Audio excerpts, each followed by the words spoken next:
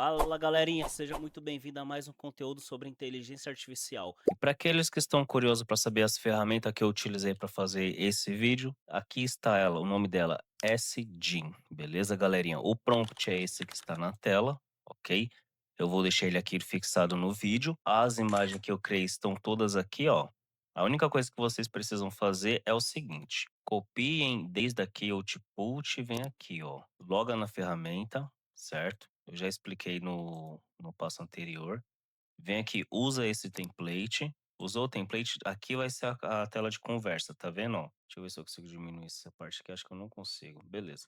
Aqui, ó, é onde vocês vão colocar o prompt, tá? Vocês vão colar o prompt aqui e vai pedir para ele fazer todas as imagens, ó, o tanto de imagem que eu fiz. Beleza, galerinha? É só um vídeo rápido por cima. Caso vocês queiram que eu detalhe bem como que utiliza essa ferramenta, deixa o comentário aí no vídeo, tá bom? Que aí eu trago para vocês certinho. Valeu!